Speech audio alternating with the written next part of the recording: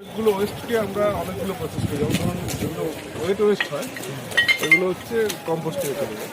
ওই কম্পোস্টিং একটা ব্র্যান্ডিং আছে, মৃত্তিকা মিত্র তার নাম। শেষ হয়েছে গঙ্গাসাগর মেলা 2026। মেলা চলাকালীন এবং তার পরবর্তী সময়ে বিপুল পরিমাণে বর্জ্য পদার্থ জমা হয়েছে সাগর তটে।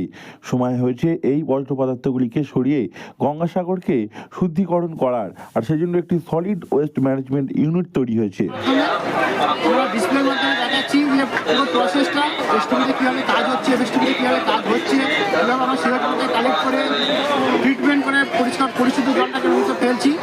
এর সঙ্গে সঙ্গে আমরা বার্তা দিচ্ছি মানুষের কাছে যে যেমন পুজোর ফুল মালা এগুলোকে জলে ফেলবো না, নির্দিষ্ট জৈব আবর্জনার বিনে ফেলবো, সেই সঙ্গে বিসর্জন করা ঠাকুর সেগুলোকে সঙ্গে সঙ্গে তুলে নদীর জলটাকে পরিষ্কার রাখবো এবং প্লাস্টিক ব্যবহার করবো না। গঙ্গাসাগরের 5 ও 6 নম্বর স্নানঘাটের মাঝে করা হয়েছে একটি ওয়েস্ট ম্যানেজমেন্ট ইউনিট।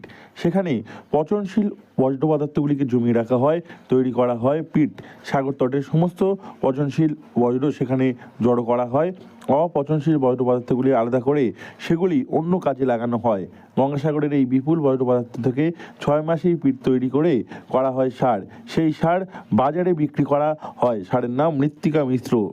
বিগত কয়েক বছর ধরে আমরা চেষ্টা করছি গঙ্গাসাগরকে প্লাস্টিক মুক্ত গঙ্গাসাগর তৈরি করার জন্য। সেই উদ্দেশ্যে এখানে আমাদের বিভিন্ন স্যানিটেশনের লোকজন নিয়োগ করা হয়েছে, বিভিন্ন স্যানিটেশন প্রচুর স্টল তৈরি করা হয়েছে যেখানে ল্যাট্রিন থেকে শুরু করে সমস্ত কিছু ব্যবস্থাপনা আছে এবং এখানে SLW করা হয়েছে যে গঙ্গাসাগর যে এই মেলা কদিন যে গার্বেজটা করবে সব সেখানে রিসাইক্লিং করে আমাদের ব্যবস্থাপনা করা হয়েছে। গঙ্গাসাগরের এই বিপুল বর্জ্য পদার্থ থেকে 6 মাসে পিট তৈরি করে করা হয় সার।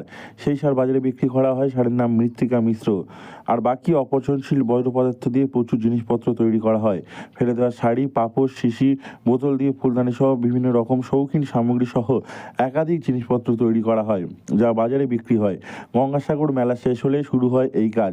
তারপর 6 মাসেই গঙ্গাসাগর থেকে সমস্ত বর্জ্য পদার্থকে ভালো জিনিসে পরিণত করা হয়, যা কাজে লাগে সাধারণ মানুষের। দক্ষিণ 24 পরগনা জেলা পরিষদের উদ্যোগকে স্বাগত জানিয়েছে অনেকেই।